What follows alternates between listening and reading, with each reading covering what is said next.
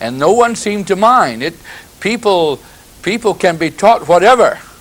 And the reason people become jealous of someone being distinguished is because we teach them to be jealous. You don't have to teach them to be jealous.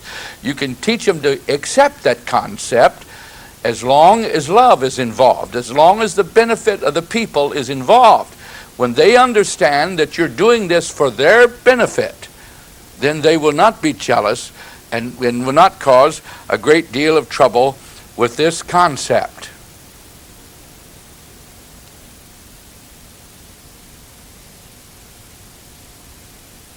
Let me talk to you about another practice that Jesus had.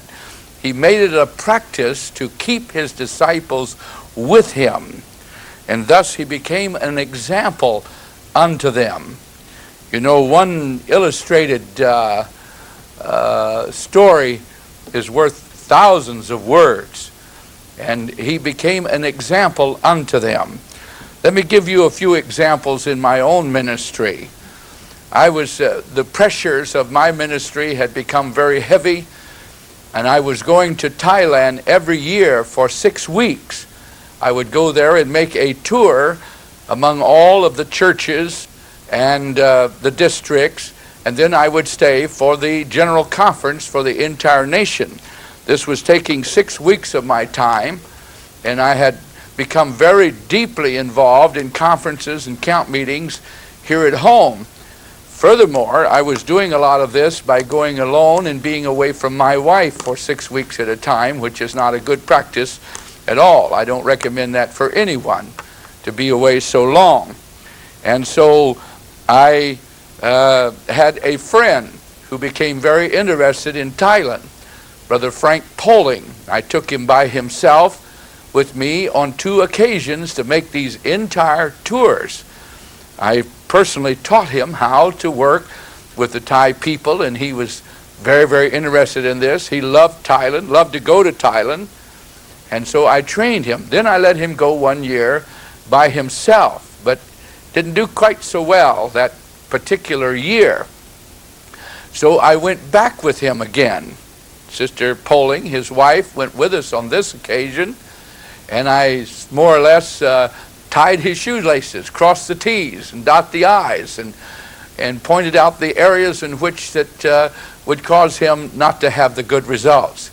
Since that time, he has went every single year for 2 or 3 months, 2 months generally, by himself with his wife. I do not go with him at all, and it is absolutely astounding how that God is using this man to be such a blessing in Thailand.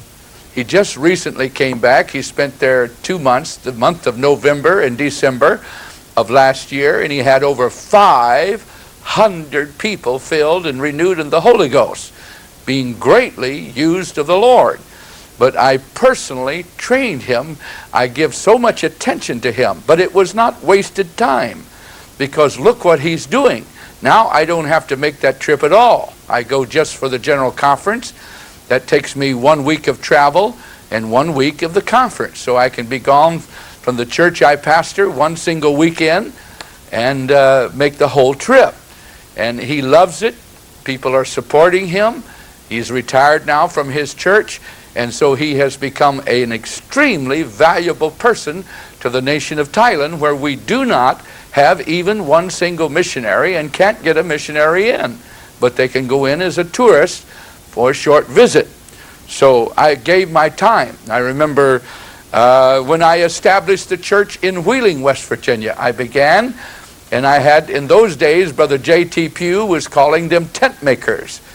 And I had 7 tent makers come to me, men that were already born again, already filled with the Holy Ghost, wanting to do the work of the Lord. And I don't recall if they were all called to preach at the time or not, but they certainly, some of them were. And in fact, one of them was already preaching when he came to me and already had pastored some. So I personally began to train them, 7 of them. Let me talk to you about these 7 and what they're doing now. Some of them were very, very young when they came to me. Some of them one of them at least was a teenager, And one of them was maybe 20 years old, and they were very young. But here is what they're doing now. There was, first of all, Brother Robert Kelly, who is now the superintendent of all of our churches in Scotland. I was able to personally train him. I didn't give my time to the Wheeling Church. I give my time to these 7 men.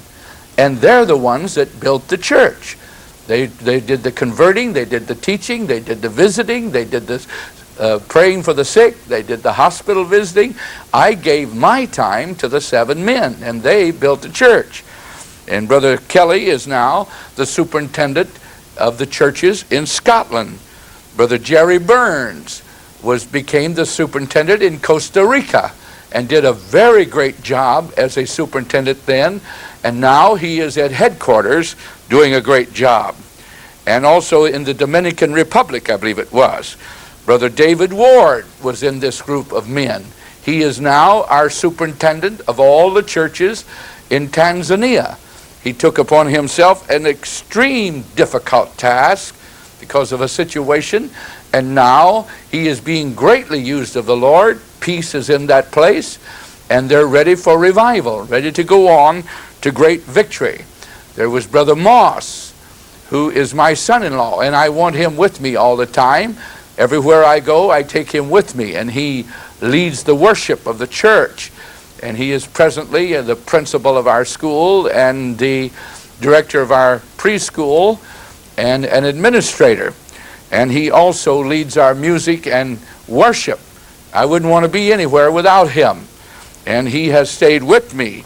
And then there was another Brother Kelly, who was the brother to Brother Robert Kelly, who is pastoring a church in the state of Ohio and doing quite well. Then there was Brother Jack Cunningham, who has founded a work, began a work that was already started actually, but there was only one member in the church when he went there. They did have a little building, but there was only one single member in the church. Today, that church is consistently running, 11 years later, over 300, and he's established 4 mission churches at the same time. And he is now the chairman of church growth for all of North America and doing a very, very great job. And this is the way he was trained, through simply being with us and me spending my time. Then there was a 7th one who unfortunately backslid. I hope it wasn't mistakes on my part, but he is backslidden. I think he's making some effort to get back to God now. But there is an example of this system. In Thailand, what we did, we had conferences and seminars because the revival came so quickly. At first we had nothing. For so long we had nothing. And then suddenly when the revival came, it just went so fast that it was next to impossible to keep up. And we had to put men in as pastors and head elders over local church works that were really not qualified preachers at all. They were not qualified. They simply were qualified